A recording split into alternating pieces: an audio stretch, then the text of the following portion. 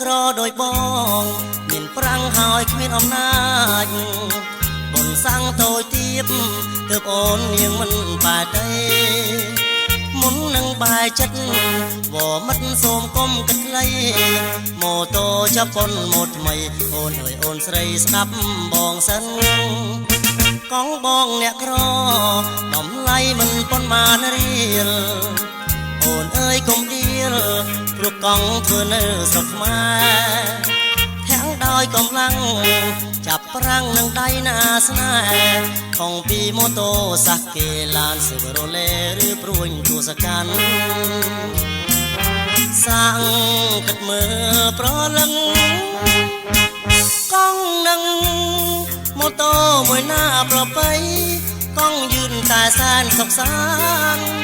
ម៉ូតូលឿនមែន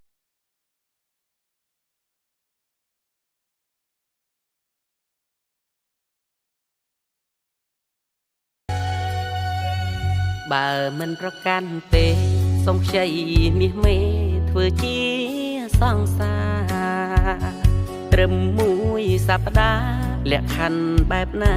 ក៏ព្រមដែរថ្លៃរៀងតូចច្រឡឹងភ្នែកតឹងតឹងស្រស់ស្អាតណាស់ស្រីច្រមុះស្រួចស្រលូនជើងដៃដឹងថាចរណៃមិនទាន់មានអ្នកណាបើមិនយល់ទាស់ទេសូមខ្ចីមាសមេស្រឡាញ់គ្នាមួយផ្លែតគ្រាន់តែ